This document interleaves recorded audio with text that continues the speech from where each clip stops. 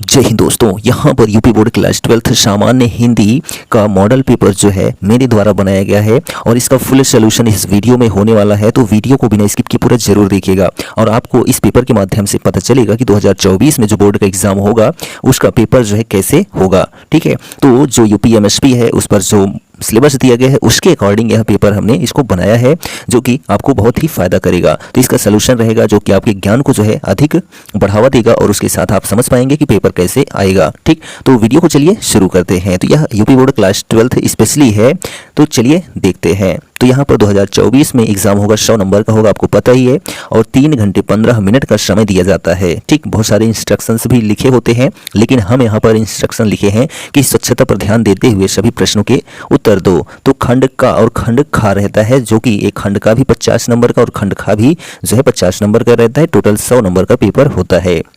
तो चलिए देख लेते हैं। तो इसका सलूशन पूरा होने वाला है, तो आप शेयर भी कर दीजिए अपने दोस्तों में। तो यहाँ पर देखिए, पहला प्रश्न है क्या कि जो है संयोगिता स्वयंवर किसकी रचना है।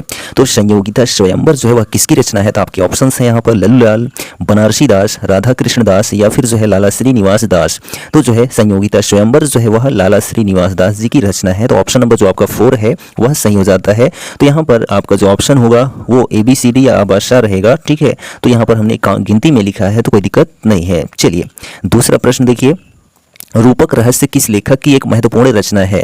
तो जो रूपक रहस्य है वह किस लेखक की महत्वपूर्ण रचना है। तो ऑप्शन है आपके प्रोफेसर जी सुंदर रेड्डी, सरदार पूर्ण सिंह, श्याम सुंदर दास या फिर हरिशंकर परसाई। तो जो है रूपक रहस्य जो है, ठीक, वह बाबू श्याम सुंदर दास की रचना है। तो जो ऑप्शन नंबर आपका 3 है वह सही हो जाता है।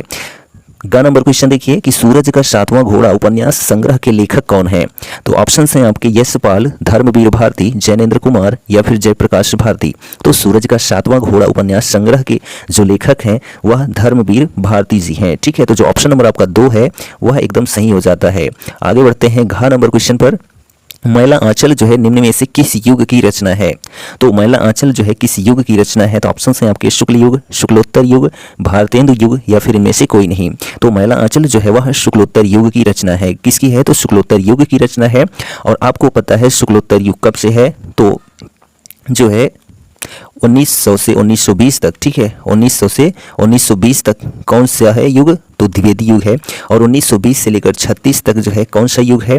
तो छायावादी युग है या फिर उसको जो है शुक्ल युग भी बोलते हैं। ठीक, और जो है 1936 से, ठीक है, 1936 से लेकर जो है 47 तक की जो 1936 से 47 तक का जो समय सीमा है उसको शुक्लोत्तर युग या फिर जो है छायावादोत्तर युग कहते हैं। तो मैला आंचल फणीश्वरनाथ रेणु की रचना है। ठीक है, जो कि कब लिखी गई है। तो शुक्लोत्तर युग में लिखी गई है। चलिए उसके बाद देखिए अंगा नंबर क्वेश्चन जो है पहले क्वेश्चन का। तो मंगलसूत्र जो है हिंदी गद्य की किस विधा की रचना है। तो जो मंगलसूत्र है ऑप्शंस हैं आपके निबंध, उपन्यास, आलोचना या फिर नाटक। तो जो मंगलसूत्र है वह मुंशी प्रेमचंद्र की जो है बहुत ही महत्वपूर्ण रचना है। वह भी जो है आखिरी रचना है। तो यह जो है एक उपन्यास है। ठीक, किनकी। तो मुंशी प्रेमचंद्र की। चलिए पहला क्वेश्चन यानी कि 5 नंबर कंप्लीट हो गया। अब आगे बढ़ते हैं 5 नंबर और प्राप्त करने के लिए। तो देखिए दूसरे प्रश्न यह जो है काव्य खंड से है कि पहले का जो खंड था वह जो है उसमें गद्य खंड से क्वेश्चन प्रश्न किया गया था। तो पहला प्रश्न इसमें देखिए दूसरे का, सूर्यकांत त्रिपाठी निराला आधुनिक काल के किस युग से संबंधित है। यानी कि सूर्यकांत त्रिपाठी निराला जी जो हैं आधुनिक हिंदी काव्य के जो है किस युग से इनका संबंध है। तो आपके ऑप्शंस हैं यहाँ पर भारतेंद्र युग, द्विवेदी युग, छायावादी युग या फिर छायावादोत्तर युग। तो जो है सूर्यकांत त्रिपाठी निराला जो है वह छायावादी युग से संबंधित हैं। ठीक है, किस युग से। तो छायावादी युग से। तो जो ऑप्शन नंबर आपका 3 है वह सही हो जाता है। ठीक, उसके बाद देखिए प्यासी पथराई आंखें निम्न में से किस कवि की रचना है। तो आपके ऑप्शंस यहाँ पर है नरेंद्र शर्मा, रांगे राघव, अज्ञेय या फिर जो है नागार्जुन। तो प्यासी पथराई आंखें जो है वह नागार्जुन की रचना है। तो ऑप्शन नंबर जो 4 है वह सही होता है। उसके बाद देखिए यहाँ पर आलोक पर्व निबंध रचना के लिए द्विवेदी जी को कौन सा पुरस्कार मिला था।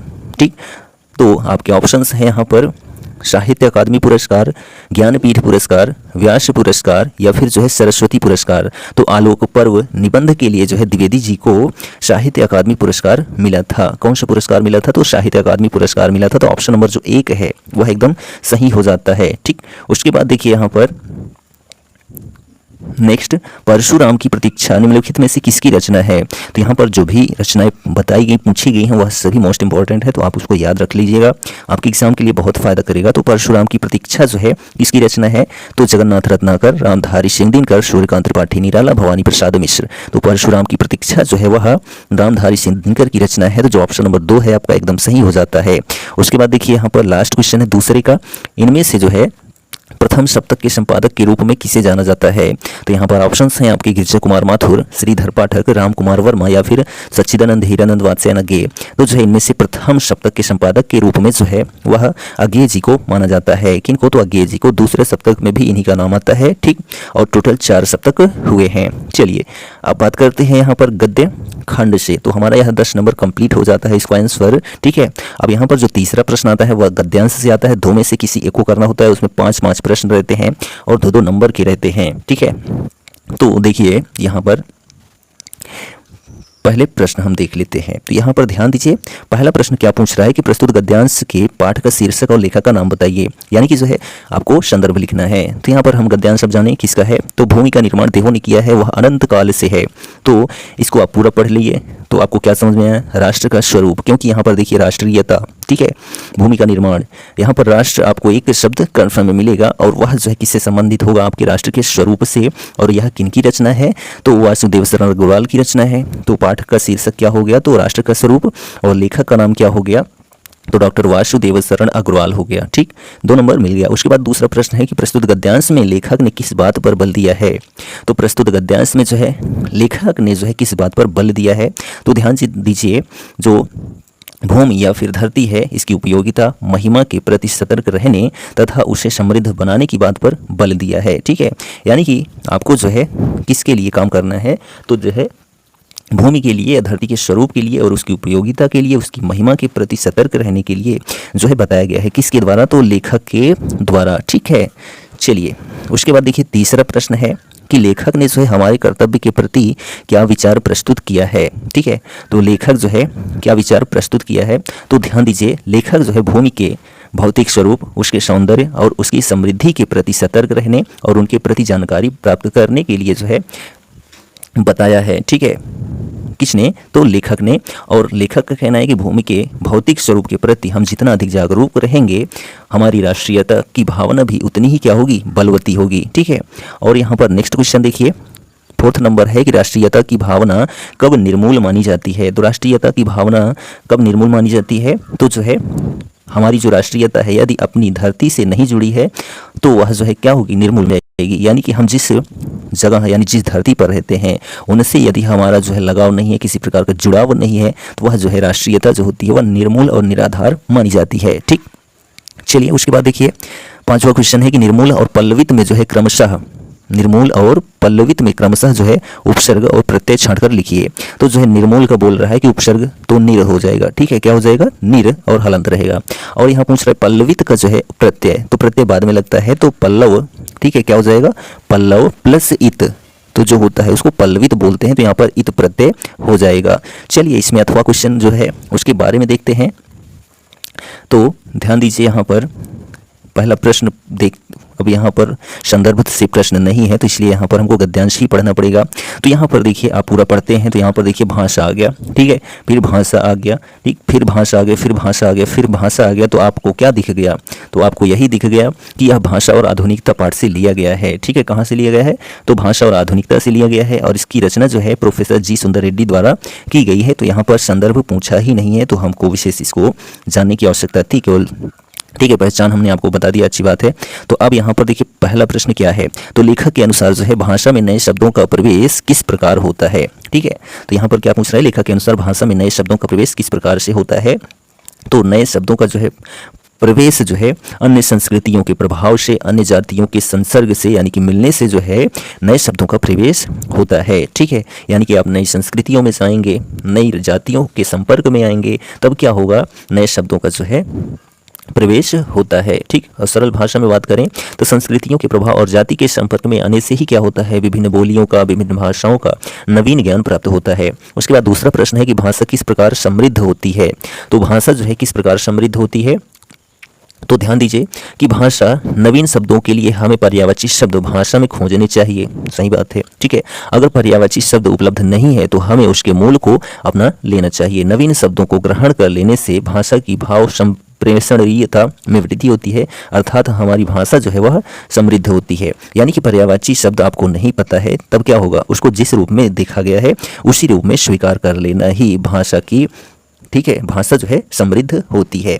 यहाँ पर आप देखिए कि आप उत्तर कहाँ पर प्राप्त कर पाएंगे इसमें, तो इन शब्दों के सही पर्यायवाची शब्द अपनी भाषा में प्राप्त ना हो तो उन्हें वैसे ही अपनी भाषा में स्वीकार कर लेने से ही क्या होता है, भाषा समृद्धि होती है। उसके बाद तीसरा प्रश्न देखिए कि भाषा की सजीवता के लिए क्या आवश्यक है।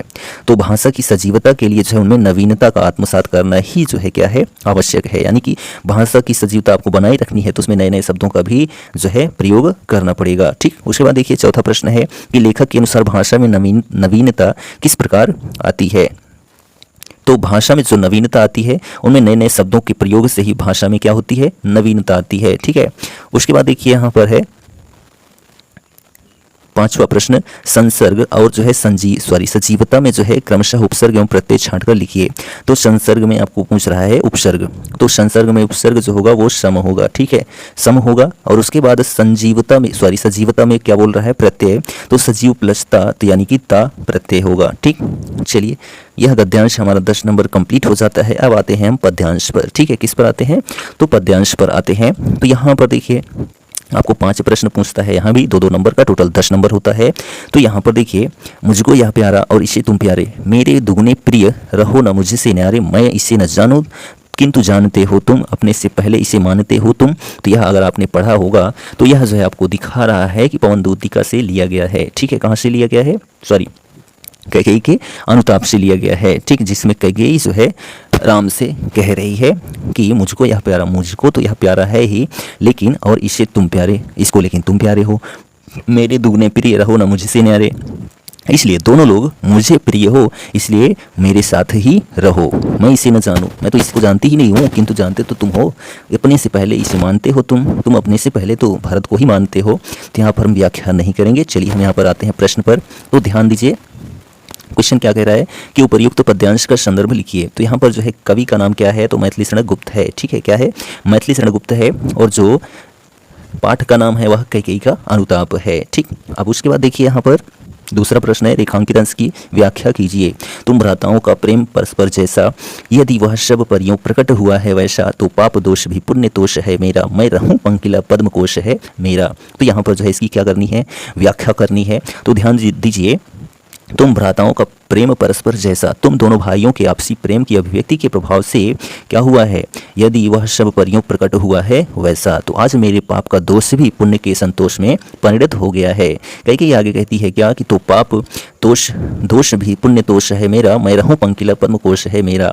कीचड़ के समान होने पर भी मुझे इस बात का संतोष है कि मैंने अपनी कोख से जो है कमल रूपी रत्न भरत को जन्म दिया है, ठीक। तो यह इसके व्याख्या थी। और उसके बाद तीसरा प्रश्न है कि प्रस्तुत पद्यांश में जो है श्री राम को कौन प्यारा है, तो भरत प्यारे हैं, ठीक है। कौन प्यारे हैं, तो भरत प्यारे हैं। उसके बाद यहाँ पर प्रश्न है कि मैं रहूं पंकिला पद्म कोश है मेरा, पंक्ति में कौन सा अलंकार है, तो यहाँ पर जो है रूपक अलंकार है, ठीक है। कौन सा अलंकार है, तो रूपक अलंकार है। क्यों है, क्योंकि यहाँ पर जो है कमल रूपी रत्न भरत की बात की जा रही है, ठीक है। कमल अलग हो गया, भरत अलग हो गए, इन दोनों में क्या हुआ, भेद रहित आरोप लगाया जा रहा है, इसलिए यहाँ पर रूपक अलंकार है। उसके बाद देखिए कैकेयी को जो है कौन दुगुने प्रिय हैं और क्यों हैं, तो कैकेयी को जो है दुगुने प्रिय जो हैं श्री राम हैं, ठीक है। कौन है, श्री राम है। और क्यों है, क्योंकि राम को जो है भरत प्यारे हैं इसीलिए, ठीक। चलिए उसके बाद देखिए यहाँ पर अथवा करके जो प्रश्न है वह देखिए किस पाठ से लिया गया है। तो यहाँ पर पहले प्रश्न देखिए कि उपयुक्त पद्यांश का जो है क्या लिखना है, संदर्भ लिखना है। तो जो पद्यांश का संदर्भ लिखना ही है तो यहाँ पर जानना पड़ेगा, लज्जाशीला पथिक महिला जो कहीं दृष्टि आवे, होने देना विकृत वसना, तो न तू सुंदरी को जो थोड़ी सी श्रमिक वह हो, गोद में श्रांति खोना, होठों की और कमल की मलानताएं मिटाना। तो यहाँ पर देखिए यह जो है पथिक महिला विकृत होना, तो यहाँ पर आप जब पढ़ेंगे तो आपको मिल जाएगा क्या कि यह पहले पाठ से लिया गया है, पवन दूतिका, ठीक है। पवन दूतिका पाठ से लिया गया है और इसके जो दूतिका, ठीक है, पवन दूतिका से लिया गया है। और इसकी रचना किसने की है, तो आपको पता ही है किसने की है, तो अयोध्या सिंह उपाध्याय हरिऔध ने की है, ठीक है। तो इसका संदर्भ हो गया। तो पाठ का नाम क्या है, यानी कविता का नाम पवनदूतिका, और कवि का नाम जो है अयोध्या सिंह उपाध्याय हरिऔध। 2 नंबर मिल गया। उसके बाद देखिए यहाँ पर दूसरा प्रश्न है क्या कि राधा लज्जाशील पथिक महिला के विषय में क्या कहना चाहती है। तो राधा जो है लज्जाशील पथिक महिला के विषय में क्या कहना चाहती है। तो लज्जाशील पथिक महिला के बारे में जो है राधा कहना यही चाहती है कि मार्ग में कोई लज्जाशील महिला यदि मिलती है तो वह उसके वस्त्रों को न उड़ाए, यदि वह उसे थोड़ी थकी हुई महसूस लगती हो तो उसको अपनी गोद में लेकर जो है उसकी थकान को दूर कर दे और उसके मुख पर जो है रूखापन जो है उसको दूर कर दे। ठीक है, चलिए उसके बाद देखिए तीसरा प्रश्न है कि प्रस्तुत पद्यांश के शिल्प सौंदर्य का वर्णन कीजिए संक्षेप में भी। ठीक है, तो यहाँ पर शिल्प सौंदर्य का मतलब यही है कि काव्यगत जो सौंदर्य होता है। तो यहाँ पर जो है जो काव्यगत सौंदर्य है किसका, तो इसी कविता का। तो यहाँ पर भाव पक्ष में अगर हम बात करते हैं तो यहाँ पर भाषा जो है, ठीक है, भाषा आप लिख देंगे खड़ी बोली का प्रयोग हुआ है, शैली में प्रबंध शैली का, और जो छंद है वो पूरे पवनदूतिका में जो है मंदक्रांता छंद का प्रयोग हुआ है। ठीक है, और इसमें वियोग रस का प्रयोग है, अलंकार में रूपक जो है और मानवीकरण अलंकार का प्रयोग हुआ है, गुण प्रसाद है और शब्द शक्ति जो है वह अभिधा है। ठीक है, यह सभी आप लिख देंगे और आपको 2 नंबर मिल जाएगा। तो यहाँ पर आप विशेष तौर पर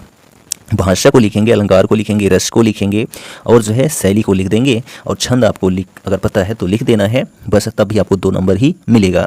चलिए उसके बाद देखिए यहाँ पर चौथा प्रश्न है कि होठों की और कमल मुख में जो है अलंकार कौन सा है।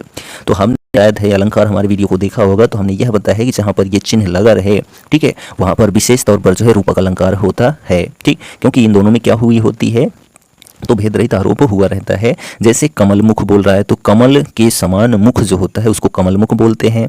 तो यहाँ पर जो है कमल अलग हो गया, मुख अलग हो गया, तो यहाँ पर जो है कौन सा अलंकार आपका होगा, तो रूपक अलंकार होगा। ठीक है, कौन सा, रूपक अलंकार होगा।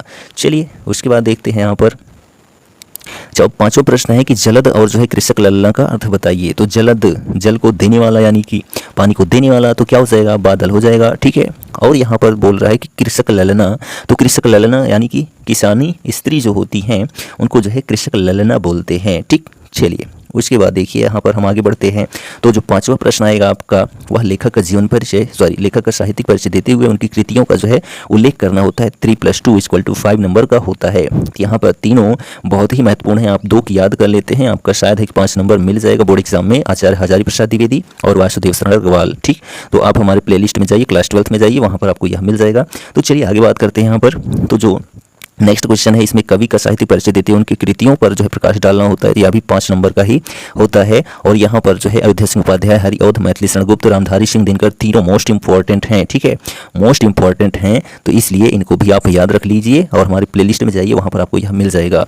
तो चलिए आगे बढ़ते हैं। यहाँ पर देखिए आ जाता है आपका यहाँ पर जो कहानियाँ हैं। ठीक है, कहाँ पर आ जाते हैं, तो कहानी पर आ जाते हैं। तो ध्यान दीजिए यहाँ पर कौन कौन सी कहानियाँ। वैसे तो आपसे 4 प्रश्न किया जा सकता है, कहानी से 2 से भी किया जा सकता है, 3 से भी किया जा सकता है, वह बोर्ड के ऊपर डिपेंड करता है। तो यहाँ पर जो है पंचलाइट कहानी, ध्रुव यात्रा कहानी के उद्देश्य पर प्रकाश डालना है, अथवा करके लाटी कहानी के कथावस्तु अपने शब्दों में लिखना है। तो यहाँ पर अगर हम बात कर लेते हैं पंचलाइट कहानी, ठीक है, और ध्रुव यात्रा कहानी के उद्देश्य की, तो ध्रुव यात्रा कहानी में जो उद्देश्य है प्रमुख रूप से क्या है, प्रेम है। ठीक है, क्या है, प्रेम की महत्ता का वर्णन किया गया है। ठीक, और यहाँ पर पंचलाइट कहानी के अगर हम उद्देश्य की बात करते हैं, ठीक है, पंचलाइट कहानी के उद्देश्य की अगर बात करते हैं तो यहाँ पर जो है जो यदि आपने कोई अच्छा काम कर दिया है तो आपके जो है जो बुरे आचरण होते हैं, ठीक है, या किसी प्रकार का प्रतिबंध होता है उसको क्या कर दिया जाता है, हटा दिया जाता है। ठीक है, तो यह आप जो है समझ सकते हैं। और उसके बाद देखिए यहाँ पर है नेक्स्ट 7 क्वेश्चन कि सत्य की जीत खंडकाव्य के आधार पर जो है नायिका का चरित्रांकन कीजिए। तब यहाँ पर नायिका कौन है, तो नायिका आपको पता होना चाहिए। ठीक है, नायिका जो है वह द्रौपदी जी हैं। कौन है, तो द्रौपदी जी हैं जो नायिका हैं किसकी, तो सत्य की जीत की। और सत्य की जीत जो है वह द्वारिका प्रसाद माहेश्वरी द्वारा लिखी गई है। अब नायिका के चरित्र की अगर बात करते हैं तो हेडिंग के रूप में स्वाभिमानित महिला थी, निर्भीक एवं साहसी थी, विवेकशील थी, वीरांगना थी, नारी जाति का आदर्श थी। कौन, तो द्रौपदी। ठीक है, और कथा वस्तु यहाँ पर यह क्वेश्चन कंफर्म रहता है। और चरित्र चित्रण वाला तो कोई नायक से भी हो सकता है और नायिका से भी हो सकता है। ठीक, तो उसके लिए आपको दिक्कत लेने की आवश्यकता नहीं है। आप एक नायक और नायिका का चरित्र चित्रण याद कर लेते हैं या फिर चाहे कथावस्तु याद कर लेते हैं तो आपके लिए कंफर्म है कि वह क्वेश्चन आएगा और 5 नंबर आपको देकर जाएगा। चलिए आगे बढ़ते हैं। यहाँ पर अब हमारा 50 नंबर कंप्लीट हो गया। अब हम आते हैं 50 नंबर जो कि खंड खा के अंतर्गत आता है। तो चलिए यहाँ पर हम देखते हैं इसका सलूशन। तो यहाँ पर देखिए गद्यांश और पद्यांश आता है, जैसे कि आपका हिंदी काव्य में आता है तो वैसे ही संस्कृत खंड में भी आता है। तो यहाँ पर देखिए जो गद्यांश है इसका आपको संदर्भ और जो है इसकी व्याख्या करनी होती है। तो यहाँ देखिए जो गद्यांश है, पहला प्लेलिस्ट में पड़ा है वीडियो, आप जाके वहाँ देख लीजिए, समझ लीजिए, कोई दिक्कत नहीं, बहुत सरल भाषा में आपको बताया गया है। तो धन्यो अयम भारत देशः यत्र समुल्लसति जनमानस पावनी भव्य भावोद्भावनी शब्द संदोह प्रसविनी सुरभारती। धन्यो एवं भारत देशः, ठीक है, यह भारत देश क्या है, धन्य है। तो इसको हम बता देते हैं किस पाठ से लिया गया है। तो इसका जो संदर्भ होगा, प्रस्तुत गद्यांश हमारी पाठ्यपुस्तक संस्कृत के संस्कृत भाषाया महत्वम नामक पाठ से लिया गया है। ठीक, चलिए, तो यह भारत देश क्या है, धन्य है। ठीक है, यह भारत देश धन्य है। यत्र समुल्लसति जनमानस पावनी बहुत भावनी शब्द संदोह प्रसविनी सुरभारती, और जहाँ मनुष्य के चित्त को शुद्ध करने वाली, अच्छे भावों को उत्पन्न करने वाली, शब्दों के समूह को जन्म देने वाली देववाणी सुशोभित है। ठीक है, कहाँ पर, तो इसी भारत देश में विद्यमानेषु निखिलेष्वपि वाङ्मयेषु अस्याः वाङ्मयं सर्वश्रेष्ठं सुसंपन्नं च वर्तते। तो विद्यमान संपूर्ण साहित्यों में जो है इसका साहित्य जो है सर्वश्रेष्ठ और सुसंपन्न है। इयमेव भाषा, और इसकी जो भाषा है संस्कृत नामना भी लोके प्रथिता अस्ति, इसकी जो भाषा है, ठीक है, यही भाषा संस्कृत नाम से भी संसार में जो है प्रसिद्ध है। अस्माकं रामायण, और हमारी जो रामायण है, महाभारत आदि ऐतिहासिक ग्रंथ, चारों वेद, सभी उपनिषद, अष्टदश पुराणानि और 18 जो पुराण हैं, अन्यानि च महाकाव्य नाट्यादीनि, और जितने भी अन्य महाकाव्य हैं, नाटक हैं आदि जो है अस्यामेव भाषायाम लिखितानि सन्ति, इसी भाषा में लिखे गए हैं, अर्थात संस्कृत भाषा में ही लिखे गए हैं। ठीक, तो यह इसका अनुवाद था। उसके बाद जो अथवा करके है इसमें देखिए, तो यह जो अथवा करके है यह देखिए किस पाठ, पहले तो इसका संदर्भ जानते हैं। तो यहाँ देखिए क्या लिखा है कि तद कदाचित द्वारपाल आगत्य महाराज भोज। तो महाराज भोज आप समझ गए कि भोजस्य उदार्यम पाठ से लिया गया, यानी भोज की उदारता पाठ से। तो इसका संदर्भ क्या हो जाएगा, प्रस्तुत गद्यांश हमारी पाठ्यपुस्तक संस्कृत के भोजस्य उदार्यम नामक पाठ से लिया गया है। अब हेडिंग डालेंगे हम हिंदी अनुवाद, ठीक है, या संस्कृत का हिंदी में अनुवाद, या फिर अनुवाद के लिए लिखेंगे, कोई दिक्कत नहीं है। तो अब देखिए यहाँ पर इसकी व्याख्या क्या होगी। तो ततः कदाचित द्वारपाल आगत्य महाराज भोजम प्राह। तो तत्पश्चात यानी कि उसके बाद जो है द्वारपाल ने आकर महाराज भोज से कहा, क्या देव, यानी कि हे राजन, कौपीनावशेषो विद्वान द्वारी वर्तते इति, कि द्वार पर ऐसा विद्वान खड़ा है कि जिसके शरीर पर जो है क्या है, लंगोटी मात्र ही है। ठीक है, यानी कि द्वार पर जो है एक विद्वान खड़ा है जिसके ऊपर जो है केवल लंगोटी का ही कपड़ा है। राजा प्रवेश इति, राजा कहते हैं कि प्रवेश कराओ, यानी कि उसको अंदर ले आओ। उसके बाद देखिए ततः प्रविष्टः सह कवियः कवि भोज मालोक्य अद्य में दरिद्रनाशो भविष्यतीति मत्वा तुष्टो हर्षाश्रुणि मुमोच। ततः प्रविष्टः, तब जो है वह प्रवेश करता है, कौन, जो कवि विद्वान है। ठीक है, सह कवि भोज मालोक्य, वह जो है कवि भोज को जो है, कवि जो है भोज को देखकर, राजा भोज को देखकर, अद्य में दरिद्र नाशो, सोचता है कि अब तो मेरी दरिद्रता जो है यानी गरीबी जो है वह दूर ही हो जाएगी, भविष्य तीति हो जाएगी, मत्वा तुष्टो हर्षाश्रुणि मुमोच, वह जो है प्रसन्नता के आंसू बहाने लगता है। कौन, वही कवि विद्वान जो द्वार पर खड़ा था। राजा तमालोक्य प्राह, राजा जो है उसको देखकर कहते हैं, क्या कवे किम रोदिषि इति, क्यों रोत कवि, तुम क्यों रोते हो। तो ततः कविराह, तब जो है वह कवि विद्वान कहता है, राजन, हे राजा, आकर्णय मद गृहस्थी स्थितम, आप मेरी जो है घर की स्थिति को सुनिए। तो यह जो है इसका क्या है, तो अनुवाद है। चलिए आगे बढ़ते हैं। यहाँ पर देखिए खा नंबर है, श्लोक से आता है। यहाँ पर आपको 7 नंबर दिया जाता है, 2 संदर्भ का और जो है 5 व्याख्या का दिया जाता है, जैसे कि गद्यांश में। ठीक है, तो यहाँ जो है मोस्ट इंपॉर्टेंट आपको 14 नंबर यहाँ से प्राप्त करना है, चाहे जैसे आप प्राप्त करिए।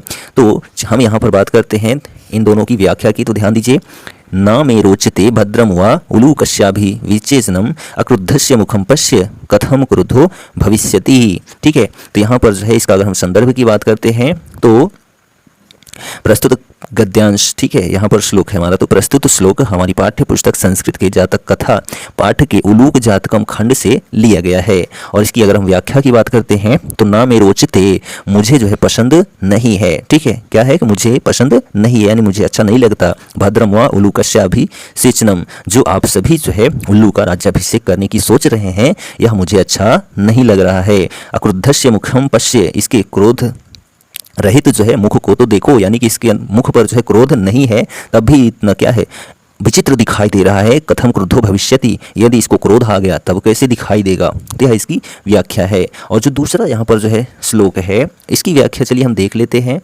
तो ध्यान दीजिए कि इसका संदर्भ क्या हो जाएगा। तो प्रस्तुत श्लोक हमारी पाठ्य पुस्तक संस्कृत के जो है भोजस्वधार्यम नामक पाठ से लिया गया है। ठीक, अब हम इसके अनुवाद की बात करते हैं। तो अभूत प्राची पिंगा रसपति रिव प्राप्य कनकम गतच्छा यश्चंद्रो बुधजन इव ग्राम्य सदसी क्षणम क्षीणास्तारा नृपतय इवानुद्यम पराह न दीपा राजन्ते द्रमिड़ रहिता नामिव गुणाः।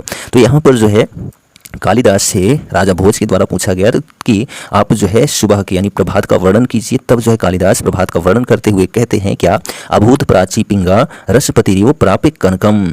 तो पूर्व दिशा जो है अभूत प्राची पिंगा, तो प्राची यानी कि पूर्व दिशा जो है वह सोने जैसे जो है चमकीली हो गई, यानी कि सुनहरी हो गई है। पूर्व दिशा जो है क्या हो गई है, सूर्य की पहली किरण जो होती है वह पारे सी जैसी कैसी हो गई है, पीली हो गई है। और उसके बाद कहते हैं गतच्छा यश चंद्रो बुधजन इव ग्राम्य सदस्य यानी गाँव से जो है बुधजन यानी कि जो बुद्धिमान लोग हैं, जैसे गाँव से गायब होते चले जा रहे हैं, वैसे ही जो है गतश्चित चंद्रो, और जैसे जो चंद्र है वह भी क्या हो जा रहा है, फीका पड़ जा रहा है, यानी कि चंद्रमा कांतिहीन हो जा रहा है। जैसे वैसे ही जो है जैसे कि गाँव से बुद्धिमान लोग गायब होते चले जा रहे हैं। और उसके बाद देखिए क्षणम क्षीणास्तारा नृपतय द्या इवान उद्यम पराह, यहाँ पर कहने का तात्पर्य है कि जैसे तारे उद्यमहीन राजाओं की भांति क्षण भर में क्षीण हो गए हैं, यानी कि जो है नृपतय जो राजा लोग हैं इवान उद्यम पराह, वह जो है उद्यम नहीं कर रहे हैं, इसलिए वह जो है क्षीण होते चले जा रहे हैं, नष्ट होते चले जा रहे हैं। क्षणम क्षीणास तारा, वैसे ही जो है जैसे कि तारे जो है अब विरल दिखाई दे रहे हैं, यानी कि दूर दूर दिखाई दे रहे हैं और नष्ट होते चले जा रहे हैं। और उसके बाद देखिए यहाँ पर न दीपराजन्ते द्रविण रहिता नमीव जो है गुणाः, निर्धनों के गुणों के सदृश दीपक भी अब क्या हो रहे हैं, चमक नहीं रहे हैं। द्रविण यानी कि गरीब लोग जो होते हैं उनके गुण को निखारा नहीं जाता, यानी पता ही नहीं चलता उनके अंदर कौन सा गुण है। जैसे न दीपराजन्ते, आजकल के जो दीपक हैं, ठीक है, वह पता नहीं चलते हैं कब जलते हैं कब बुझ जाते हैं, वैसे ही जैसे गरीब के गुण को छिपा दिया जाता है, यानी उसके गुण का पता नहीं चलता है। ठीक, तो यह जो है इसकी व्याख्या थी। आगे बढ़ते हैं। यहाँ पर जो है अब हमारा व्याकरण से क्वेश्चन आ जाता है। ठीक है, तो यहाँ पर आप ध्यान दीजिए, जो व्याकरण से प्रश्न आया है क्या कि मुहावरे एवं लोकोक्तियों में से किसी एक के अर्थ लिखते हुए जो है क्या करना है, वाक्य प्रयोग करना है। ठीक है, तो यहाँ पर ध्यान दीजिए आप, आकाश पाताल एक करना यानी कि भरसक प्रयत्न करना, यानी कि अत्यधिक प्रयत्न करना। उसके बाद है एक चुप सौ को हराए, तो चुप रहने वाला जो होता है सबसे अच्छा होता है। उसके बाद है दोनों हाथों में लड्डू, यानी कि चारों तरफ जो है यानी दोनों तरफ से लाभ ही लाभ प्राप्त होना। और उसके बाद है कंगाली में आटा गीला, यानी कि जो है विपत्ति पर विपत्ति आना। ठीक, चलिए आप वाक्य प्रयोग कर लेंगे, इसका हम जानते हैं। चलिए आगे बढ़ते हैं। यहाँ पर हमारा जो 10वां प्रश्न है, यहाँ पर यही नया टॉपिक जुड़ा हुआ है और इसमें बताया गया है कि अपठित गद्यांश या फिर पद्यांश में 5 प्रश्न रहेंगे और उन्हीं 5 प्रश्न को करना है। एक नंबर, टोटल 5 नंबर आपको प्राप्त होगा। जो संधि थी और जो है जो आपका विभक्ति थी, यह दोनों चीज़ कट गया है। ठीक है, आपके सिलेबस से अपठित गद्यांश या पद्यांश अब आएगा आपके एग्जाम में। तो यहाँ पर जो है आप इस गद्यांश को पढ़ लीजिए स्क्रीनशॉट लेकर, कोई दिक्कत नहीं है। हम चलिए आगे बढ़ते हैं यहाँ पर प्रश्नों पर, क्योंकि हमने ही बनाया तो हमको सब पता है क्या है क्या नहीं है। तो यहाँ देखिए ईर्ष्या का काम क्या होता है। तो ईर्ष्या का काम देखिए आप पहले ही एकदम ऊपर लिखा गया है, ईर्ष्या का काम जलाना होता है। तो यहाँ आंसर हमारा क्या हो जाएगा, जलाना। तो ईर्ष्या का काम क्या होता है, जलाना, यानी कि ईर्ष्या आप करोगे तो आप जलकर यानी कि लकड़ी हो जाओगे, पतले हो जाओगे। उसके बाद दूसरा प्रश्न है कि गद्यांश में जो है प्रयुक्त ध्येय का अर्थ क्या होता है। तो ध्येय का जो अर्थ होता है वह लक्ष्य होता है। क्या होता है, लक्ष्य होता है। ठीक, उसके बाद जो है यहाँ पर देखिए 11 नंबर क्वेश्चन है कि गद्यांश में जो है ईर्ष्यालु व्यक्तियों की क्या होती है, खिल्ली उड़ाई गई है। ठीक है, क्या उड़ाई गई है, खिल्ली उड़ाई गई है इस गद्यांश में ईर्ष्यालु व्यक्तियों की। और उसके बाद घ नंबर देखिए कि अपव्यय का क्या अर्थ होता है। तो अपव्यय, ठीक है, यानी कि फालतू खर्चा जो होता है, फिजूल खर्च, उसी को अपव्यय बोलते हैं। उसके बाद देखिए यहाँ पर गद्यांश का उपयुक्त शीर्षक क्या होगा। तो यहाँ पर ईर्ष्या, पूरा गद्यांश जब आप पढ़ेंगे तो हर जगह ईर्ष्या ईर्ष्या ईर्ष्या रहेगा, तो इसलिए जो है इस गद्यांश का भी शीर्षक क्या हो जाएगा, ईर्ष्या हो जाएगा। ठीक, तो 5 प्रश्न का आंसर मिल गया। अब यहाँ पर अथवा करके पद्यांश आता है, आप चाहे गद्यांश करिए चाहे पद्यांश करिए, जो आपकी इच्छा हो, जो आपको ईजी लगे। तो यहाँ पर देखिए पद्यांश, तो पद्यांश भी आप पढ़ लीजिएगा, स्क्रीनशॉट लेकर समझ लीजिएगा।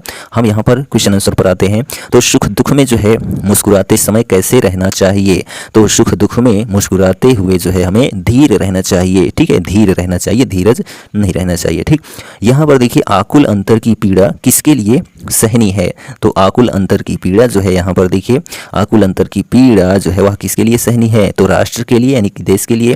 तो ऑप्शन नंबर जो आपका ए है, सॉरी एक है, वह सही हो जाता है। उसके बाद देखिए गा नंबर है, किस पद्यांश में जो है किस अस्थाई भाव का जिक्र किया गया है? तो जो है यानी कि इसमें देखा जाए तो पूरे जब पढ़ते हो तो आपको वीर दिखाई देता है, वीर रस। तो वीर रस का अस्थाई भाव क्या होता है? उत्साह होता है। तो यहाँ पर जो ऑप्शन नंबर आपका 3 है वह सही हो जाता है। और उसके बाद देखिए घ नंबर है कि भारत का अंगना कब तक मुस्कुराए? तो भारत का अंगना जो है वह जीवन भर मुस्कुराए, यह जो है आपके पद्यांश में ही है आंसर।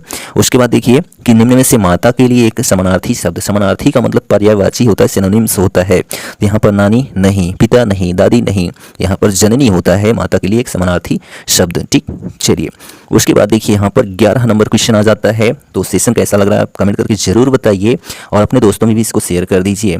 तो देखिए शब्द युग्म आ जाता है, यहाँ पर 2 नंबर का 2 करना होता है, 2 ही रहता भी है। उपकार अपकार, तो उपकार का मतलब क्या होता है? भलाई होता है, ठीक है। अपकार का मतलब बुराई होता है। तो यहाँ ऑप्शन नंबर 3 आपका सही हो जाता है। नेक्स्ट है आय, आयु। तो आयु का मतलब क्या होता है? उम्र होता है। और आय का मतलब होता है आमदनी। तो यहाँ ऑप्शन नंबर 2 आपका सही हो जाता है। तो इसको यदि आपको नहीं आता है तो मैं आपको बता रहा हूँ। तो यहाँ देखिए 2 शब्द रहते हैं, दोनों में से किसी एक का अर्थ आपको पता होना चाहिए, तो आप पकड़ लेंगे कौन सा होगा। जैसे इसमें आयु देखिए, आयु मतलब उम्र, कहते नहीं तुम्हारी आयु क्या है, तो उम्र क्या है। यहाँ पर उपकार, कहते नहीं उपकार किया करो, उपकार यानी कि भलाई किया करो, हो गया ना। चलिए आगे देखते हैं। नेक्स्ट प्रश्न है यहाँ पर, निम्नलिखित में शब्दों में से किसी एक के 2 अर्थ बताने हैं, यानी शब्दों में सूक्ष्म अंतर। तो यहाँ पर जो है क्वेश्चन कैसे आएगा, ऑब्जेक्टिव आएगा या डिस्क्रिप्टिव आएगा, कोई दिक्कत नहीं है, आपको आता है तो सब कर लेंगे, ठीक। तो यहाँ पर बात करते हैं अर्थ की। तो अर्थ का क्या अर्थ होता है? धन होता है, सबसे पहले तो धन होता है, ठीक है। अर्थ कहते नहीं इसका क्या अर्थ होगा, यानी कि इसका कारण क्या है, ठीक है।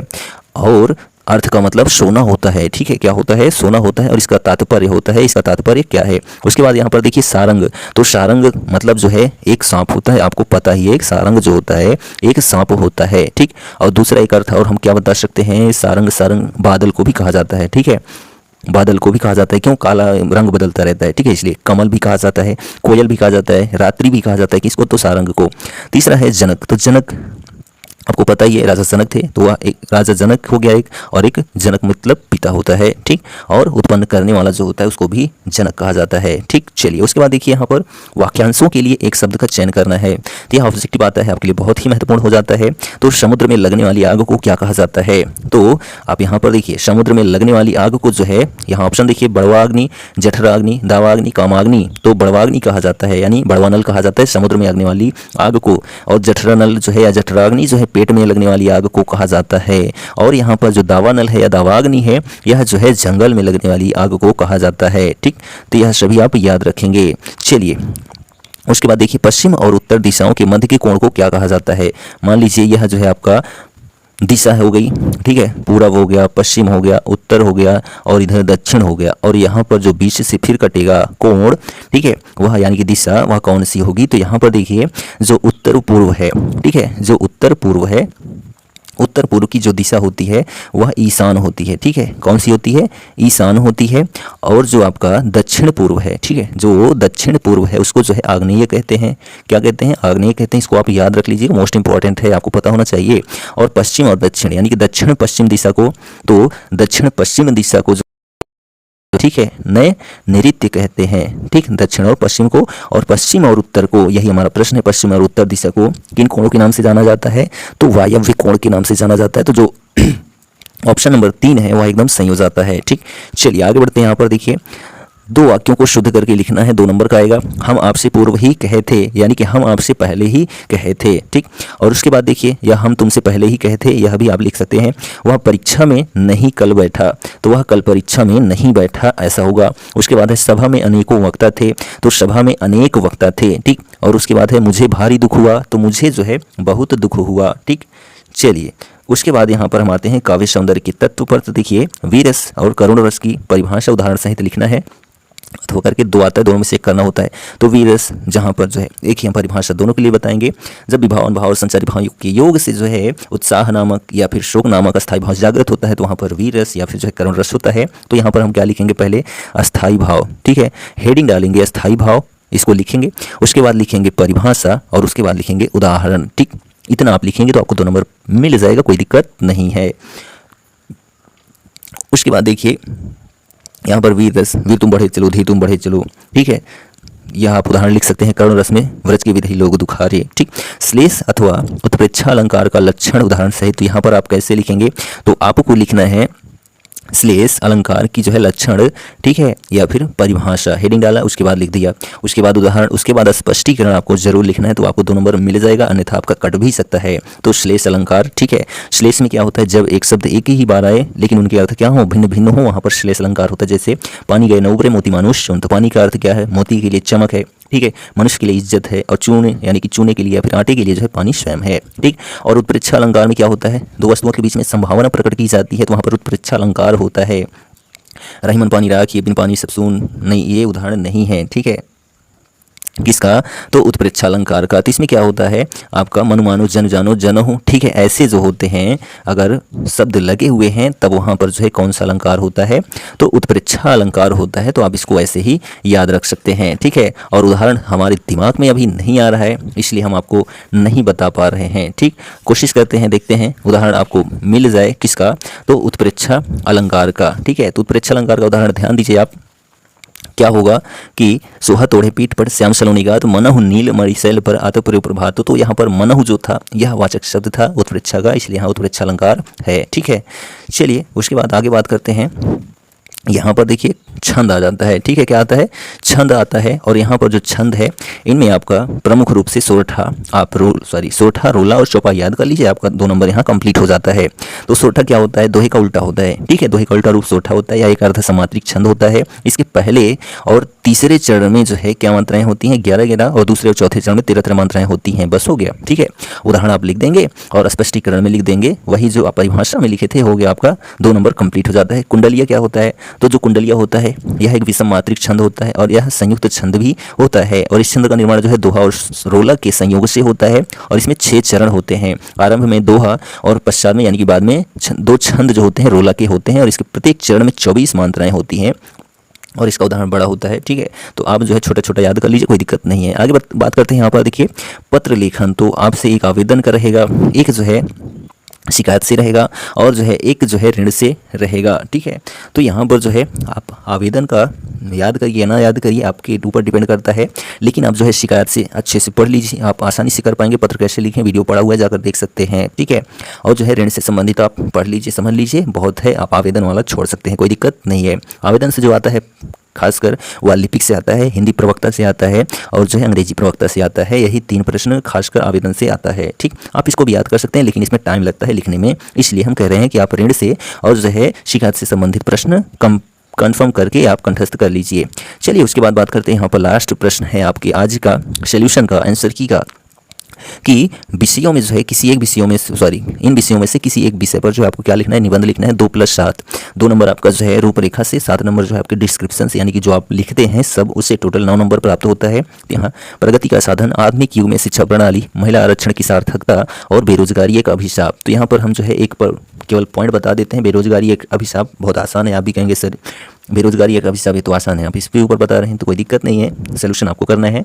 तो बेरोजगारी एक अभिशाप, इसमें हम क्या बनाएंगे, रूपरेखा, प्रस्तावना, बेरोजगारी का अर्थ, बेरोजगारी एक समस्या, बेरोजगारी एक कारण, बेरोजगारी के उपाय और उपसंहार, ये इतना लिख देंगे, हमारा 2 नंबर कंप्लीट हो जाता है। यह जो हमारा सेशन था क्लास 12 सामान्य हिंदी का जो है संपूर्ण सोल्यूशन कंप्लीट होता है।